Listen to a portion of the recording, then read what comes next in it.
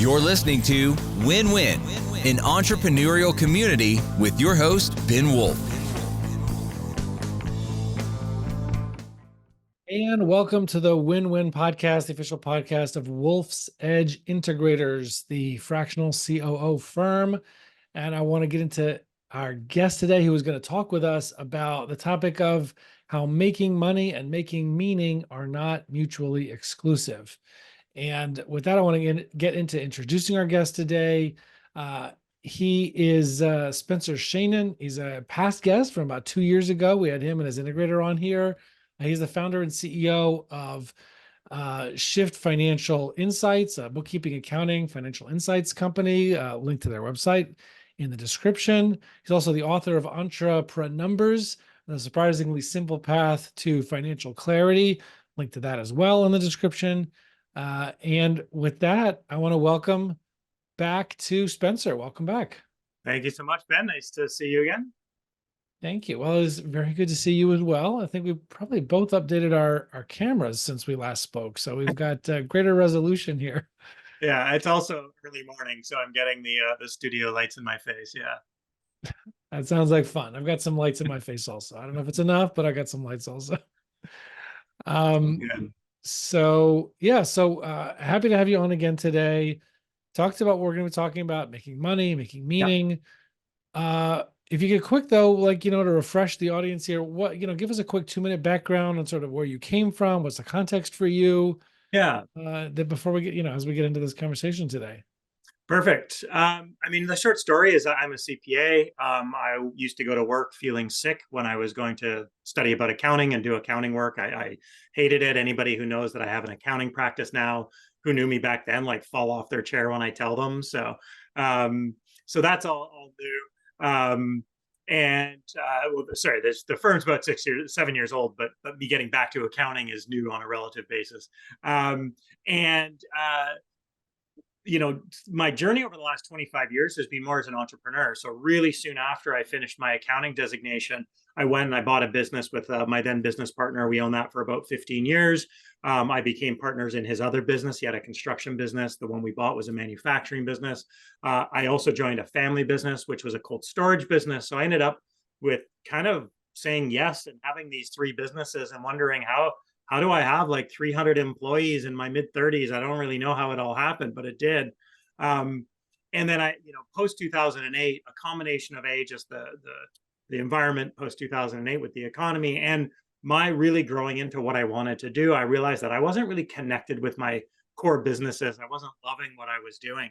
And so I exited all of those in a mix of best described as not as well as I would have liked, but better than it could have been.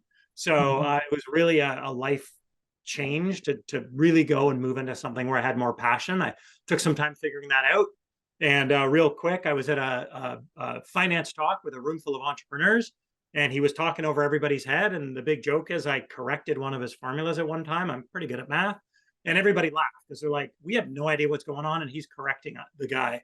And one of the guys at the table I was sitting at, who I knew, leaned over to me and said, hey, excuse me. He said, hey, I know this stuff's important. I don't understand it. Can you help me put it in my business? And it was just this blinding glimpse of the obvious, this light that went off. That's accounting's a language, entrepreneurship's a language. They're different languages. They don't play well together. I think because I'm both, I might be able to bridge that gap. So that's kind of the very abridged story to how I started Shift. The good news is I don't do accounting myself. We've got a team that handles the books and does all the accounting works, and they love it. I don't, and it works beautifully. But with really the idea that how do we help change accounting to serve the entrepreneurs rather than have accountants go, here's your accounting stuff, and have the entrepreneurs learn about accounting. There's a way to actually do it differently that delivers information in a quick, simple, and intuitive way, which is what we do and how I got here. And I was maybe 3 minutes. So it's all right. It's all right. And it's an interesting story, but I guess, how do we get from that? And I want to explore how we get from that to the topic today, which is how making money and making meaning in business is not mutually exclusive, or how they can be more aligned. What's the story behind that interest in that topic? Yeah, from my story of having these three businesses and not feeling connected to them and not really feeling into purpose, what I realized, and I'm fortunate in that I've met a ton of entrepreneurs over the years. I've got lots of entrepreneur friends. I hang out with entrepreneurs, and what I've learned is almost every one of them has something behind what they're doing. There's a reason that they do what they do beyond making money. We all want to make money, but we all want to make money. Or sorry, we all have this driving force of something that's more than just money. And what I found is a lot of them would say things like, and I used to find this in my old businesses. It's like, so, I really want to, spend time in the community, helping the community. But if I don't make payroll this week, it doesn't matter. I really want to spend time on this, purpose. And maybe, for some people it's kids, for some people it's the environment, for some people it's maybe single mothers, whatever their cause is, it doesn't matter as long as it's ethical, and they're finding themselves bogged down in the operations of the business. So ultimately, I believe entrepreneurs can change the world. I think some for the good, some for the better. We're going to focus on the ones who want to change the world for the better. I believe entrepreneurs can change the world, and my role is to help them through their financial blind spot. Shift's role is to help them through their financial blind spot, because finance is such a limiter for so many entrepreneurs who come up either through a technical track or a sales track, or they do something other than finance, have this business. They're looking at these financials, and yeah, they might understand it a little bit.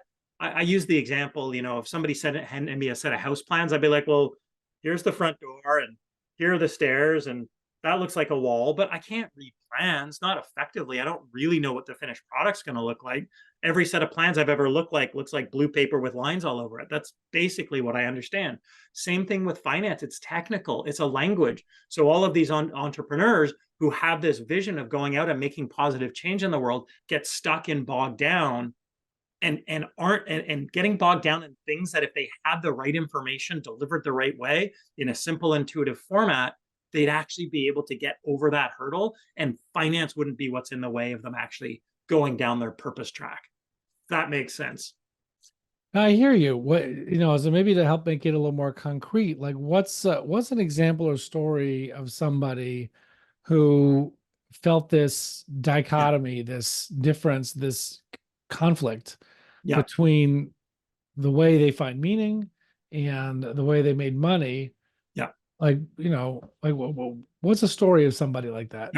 And I'll just, right before I share that story, the other thing that happens for people is like, there's like a social pressure around, like, is it okay for me to really use my business for this purpose? Like, purpose businesses are all welcome, but some people get really kind of, well, this is my thing, and it feels weird. And I'm going to seed that for this story. Okay. So I was talking to one of our clients. It's a HVAC client.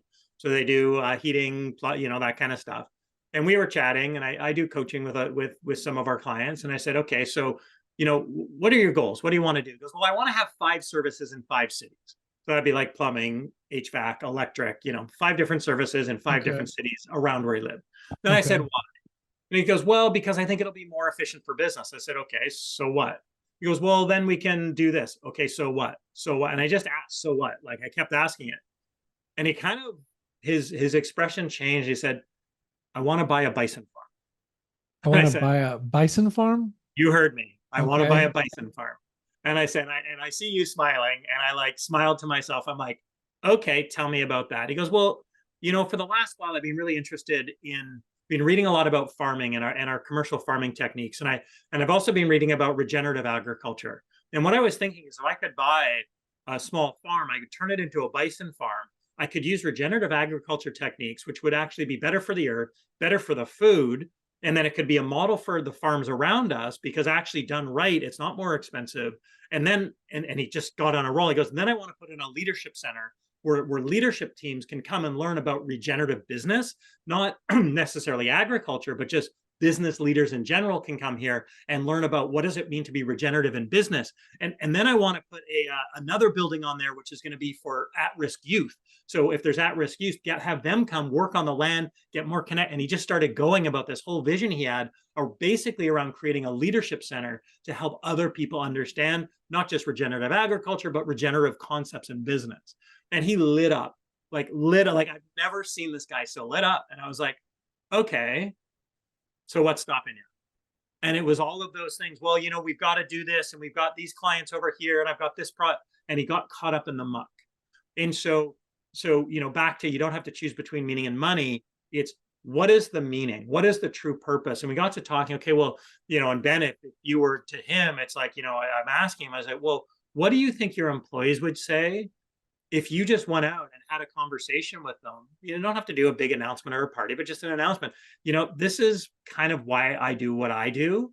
And I invite you to participate in helping me build this thing, which is going to help at-risk youth. Do you think any of your employees have ever had a youth that's had trouble that would be inspired to help do something like this? Do you think any people, like, how many people do you think are going to be inspired by your concept of healthy living, of healthy food, of regenerative, of being good in all the respects that you see?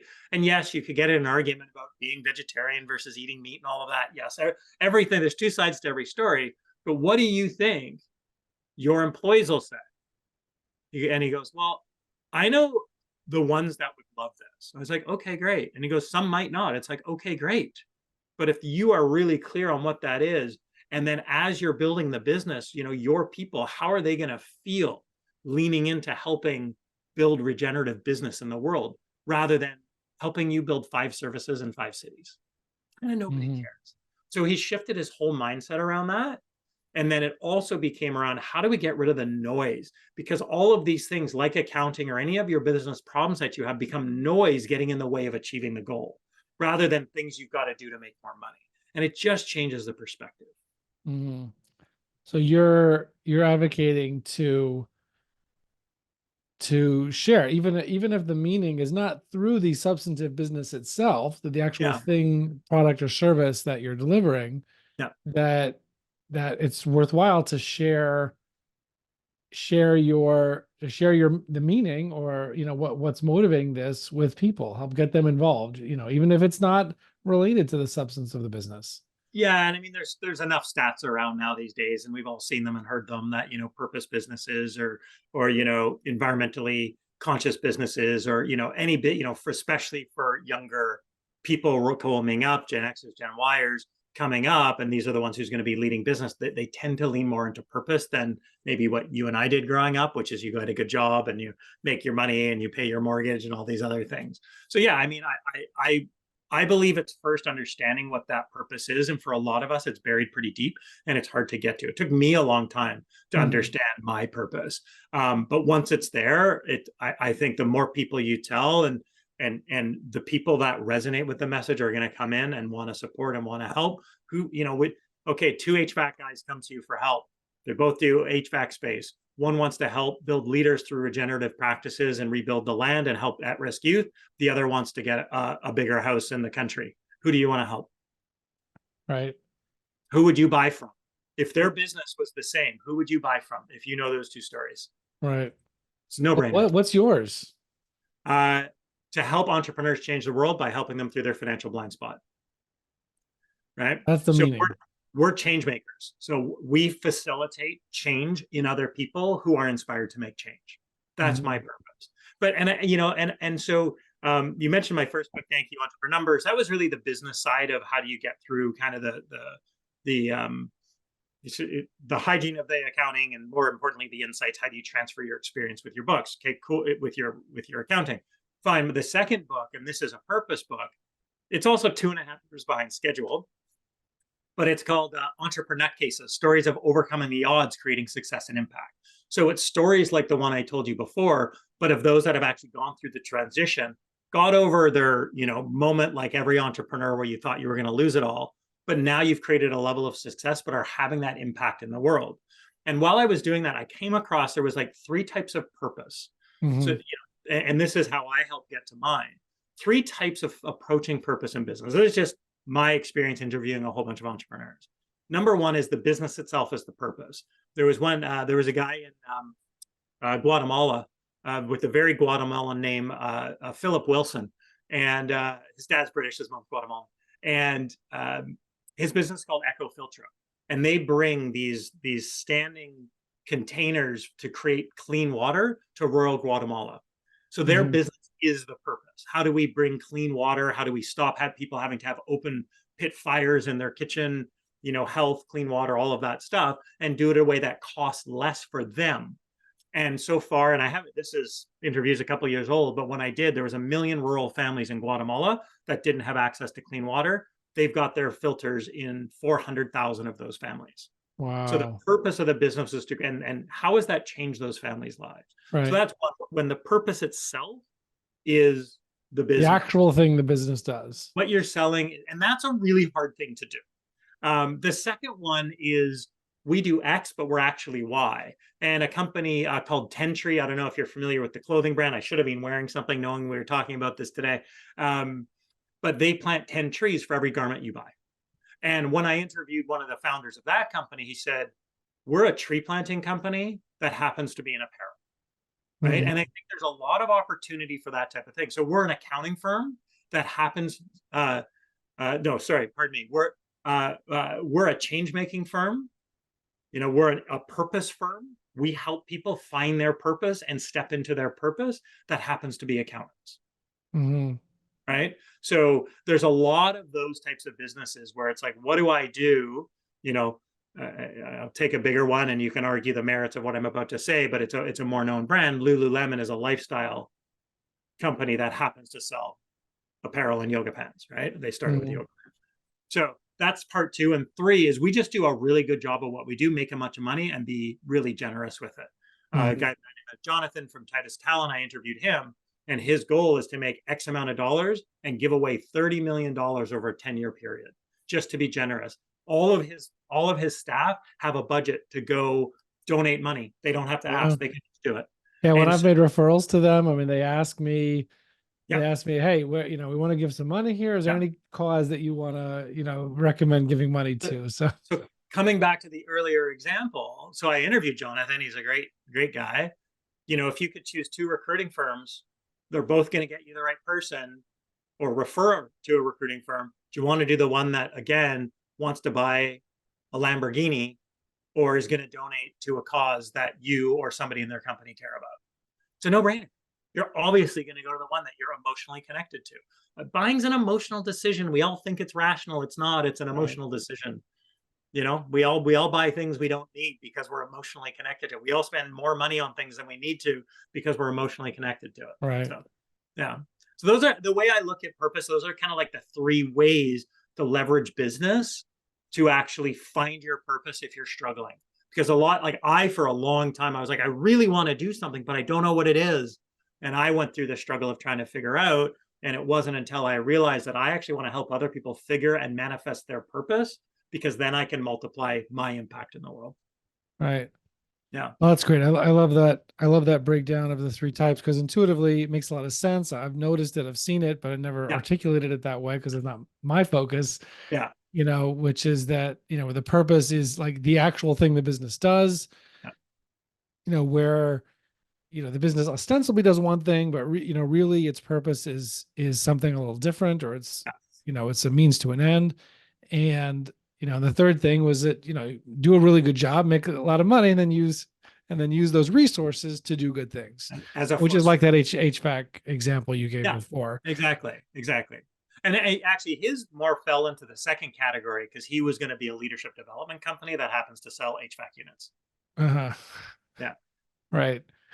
Well, why is it? What's that?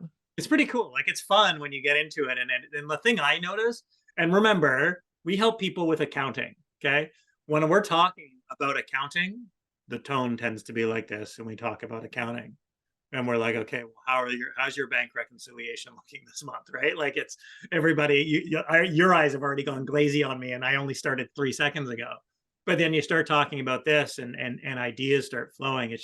It's such a different space to come from. Anyway, sorry, I think I interrupted where you were going next. No, I just want to say, what is it that makes people feel that money and meaning are so mutually exclusive to each other? Yeah. I think it comes back to that first thing. So there's like kind of the finding the purpose. So I think we kind of covered that nicely. But B, it's the struggle understanding what's going on in the business from a financial lens to understand, like, the way I see it. Entrepreneurs are typically really great at solving problems when they know what problem to solve. On the finance perspective, again, because it's a technical language, I went to school for 3 years to learn how to write, create, and interpret financial statements. For a lot of businesses, especially kind of in the 1, 2, 3, 4, 5, up to say $10 million, you got an accounting department where you've got a bookkeeper running your accounting department. I talk about that similar to like building a house, right? And I'm not talking the old house foundation example. I mean, you've got your general contractor, you've got sub trades, and you've got laborers. Pretty standard. Like we all know that. Well, in an accounting department, you got your CFO, your controller, and your bookkeepers, right? What happens in a smaller business, you can't afford a controller, a CFO, and a bookkeeper. So you hire a bookkeeper to run your entire accounting department. It's like hiring a laborer to build your house. You just never do it. We never even think about it. And laborers are an important part of the job. Bookkeepers are an important part of the job. I'm not saying there's anything wrong with the bookkeepers, but if you're relying on them to do everything, so now you've got two problems. You've got a technical language you're trying to understand. Somebody just handed me a set of house plans that I don't understand. And you've got the wrong people doing it. Or you have somebody that doesn't have all the skills you need. So you're going to the bookkeeper going, why didn't the bookkeeper not tell me this? So we end up with all of these problems in the finance department. And yes, we're good at solving problems, but we don't know which problem to solve. Versus just carrying on with the HVAC example, hey, we're having a problem with our gross margin. Okay, of the key levers, the gross margin's the biggest problem. And then within there, HVAC looks good. Plumbing is a problem. Materials are the problem. And your labor is a problem. Okay, so within your gross margin, you've got a problem. You're spending too much on materials and too much on labor in your plumbing department. Okay, we can go fix that. Right? We can brainstorm ideas and we can help out with that. But the problem is if you look at your financials and if you don't even fully get what a gross margin is, and you don't know how to dissect or what to look at within the gross margin, how do you know how to fix it? Right. Right. So if I don't understand my numbers, I'm not going to be pulling the levers that's going to A, help me make money, and B, help me use that money or my business as a lever to have impact in the world. So if we're not on top of our numbers, it's almost impossible to make money or have meaning. So it's not that they're mutually exclusive, but getting that base clarity and getting out of your stuck point opens up both. Because I want people that both. Just to be really clear, like I'm saying, like make money, like make lots of money, be rewarded for what you do while you're feeling really fulfilled about doing it and creating impact in the world. So what could people do to be more focused on, expressing meaning either directly through the work or indirectly through the work or with the resources that they make by making good money? What could people do to be, to focus more on things that excite them more and that they give, and they give them a feeling of meaning? So if I can go a little bit sideways for a moment, I'd start by saying, put down your phone. Purpose and meaning don't happen in the phone or on digital. Well, I know I'm on my phone too much. Like it's the world we live in. So really, I'm talking about coming to self first and doing whatever you need for self-care in order to let go of whatever if it's whatever the habits are that are getting in the way of you actually fully expressing yourself. A lot of where I've come from to understanding my meaning is also letting go of a lot of the crap that I carried all my life, learned as I grew up. And psychology stuff, your lived experience as a kid really impacts you. And it took me a long time. So I turned 50 last year. It took me a long time to understand that, like as a kid, growing up the way I did, which was really lovely. My dad was an accountant. We lived in a nice house. Like I didn't get abused. There were no alcoholics. I was in a really fortunate situation. But also that how I grew up changed all of the lenses with my life. And I didn't grow up with purpose the same way in my life. So I was almost afraid to step into it. So for me, a lot of the work had to just be the internal purging. We all know however you go about doing that, whether you work with a coach or a psychologist or a counselor, it doesn't matter, whatever your approach, psychedelics, do whatever you need to do to kind of step into I do have another podcast guest about that topic, by the way. Oh, okay. Psychedelics. I'd love to listen to it. Shoot me the link when it's done. So, part one is that. And then two, and because I think, I'm sorry, my camera just clicked. Hopefully I'm still on. And then the second piece, kind of once there's kind of like a clarity on what that purpose is and why it exists and why am I excited about it, there's really like, what are the disciplines around bringing it live? Is it being in a mastermind group with purpose entrepreneurs? I actually went out and I sought out. I was in for a long time an entrepreneurial group, but purpose isn't the core of it. And then, I looked at conscious capitalism. I looked at Small Giants. I looked at other organizations where it's collections of, purpose entrepreneurs, because you're more likely, you're going to be, what is the saying? How much, if you want to know how much you're worth, take the average net worth of your 5 closest friends. Similar, if you want to know how much purpose you're doing, are you hanging around with people who are lean into purpose? So what are the disciplines you're putting into your life? Meetings, scheduling time in for purpose, scheduling, brainstorming, scheduling journaling time around how can I actually manifest purpose, getting yourself signed on to podcasts about purpose. And so you can talk about purpose on a podcast. What are the disciplines that you need to do to actually lean into it? Because just everything shifts when that's what you're here for. Shift Financial. No pun intended. No pun intended that time. I do giggle when I hear people use shift when I'm talking to them in the background going, hee, hee, hee. So is this, so first of all, you look very young for 50. Thank you. And I'm 48. So, some people tell me I look, I drop young for 48 also, Yeah, but I agree. But we're Gen Xers here. So, Yeah. so it's interesting. And, also what, dad grew up as an endodontist, a dentist, nice Yep. upper middle class, Very safe, kind of very good safe. 2-parent family, all the advantages. What's that? Very safe. Probably had an RSP, probably had, all of the classic things that, a mortgage and a house and all of the stuff that sounds good. Yeah. All good Not things. saying they're bad. What's Yeah. that? Not saying they're bad. I'm just saying that's a very specific. Yeah, exactly. I can relate to how that feels. Yeah. And, yeah. So let me see. The first thing you said is obviously take the time, make the time to think about what gives you meaning, like what's going to feel fulfilled and not just, get you through the day, pay the bills, just get through the day to day. And well, you started off with removing distractions, those, pits of attention, those bottomless pits of attention sucking devices that we find ourselves connected to so often. And those things are really connected, right? Like, and just to share kind of again in terms of, from my experience of moving into purpose, the way I can describe it before I found it is just a constant state of dis-ease. I was just always a little bit like irked. And I'm like, why am I irked? I've got an incredible life. I'm super lucky from, I've won every lottery there is to win, but yet I was still a little bit irritated and irked. And to me, as I share that story with people, everyone's like, yeah, I get that. I feel that way too. And that's sort of like distractions are a way to stop myself from feeling irked. So I'll go to my phone, but it's actually that process of personal discovery and letting go of all of those things. Growing up with a dad who's an endodontist, and I'm probably a great childhood. I don't want to guess. I don't know your story. Yeah, no, it was good childhood. Yeah, but that may still your later in life go like, why am I irked? There's something that just doesn't feel right. And that to me was the key, that I wasn't living in alignment. And the distractions are a real big sign that I'm not living in alignment. That's why I usually start there, because it's relatable for those that know the phone distraction. I'm high on that distraction. So that's a preliminary step, and then getting clear on what does give you meaning, and then figure out how to start pursuing it, or remove, as you said, the obstacles or the things that just get in the way of that. Whether that's lack of financial clarity or whatever issues in the business, or what we do. I mean, as fractional integrators or fractional COOs, people, as you said, they grew up in their business that they start or that they take over. They have some technical expertise. That's they're not serial entrepreneurs that know how to run a business. That's not their area of expertise.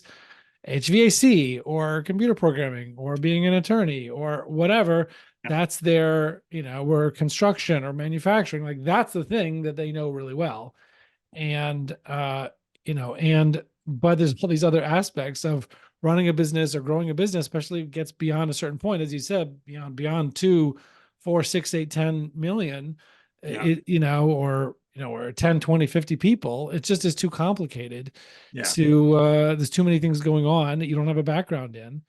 So also same thing, like get someone in here who's built and scaled businesses before. They've done it before. Get their help in, let them help you get the right leadership team in place. Let them put the right finance team or Shift Financial or whoever it is in place. Honestly, the idea of what you do with your business isn't dissimilar. It's helping these people get unstuck. right? It's helping these entrepreneurs who are feeling stuck. You're providing them the resources in your area of expertise. And this is where I feel like it get exponential. And it's why kind of before we were talking about Jonathan at Titus Talent and how you like referring to them, I think about it.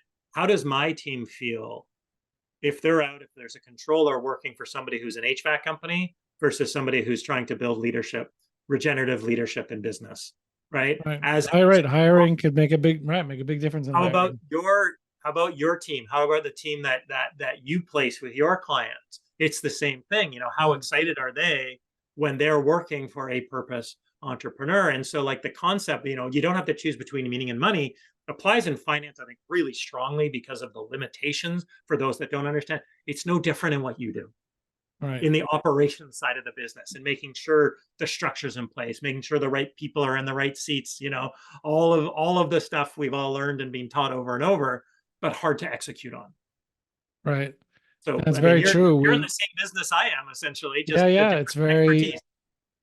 yeah, it's solving a very similar problem, depending on, I guess, where the biggest pain points for people are, or maybe both. But I was the going to say, is there only one pain point in yeah, this? no, very often it's I mean, that's why we're bringing in outsourced financial firms to our clients, or bringing in recruiters, and all these different things, because these are all needs, or fractional sales leaders. It's whatever their needs are.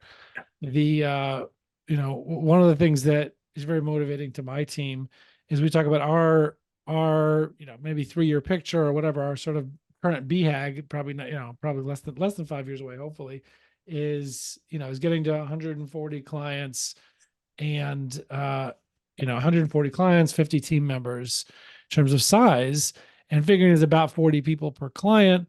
So with 140 clients, whenever we get to that point, that's 5,600 lives that are being impacted, 5,600 mortgages that are being paid, 5,600 people that are less stressed because they're living in a much more well-functioning business.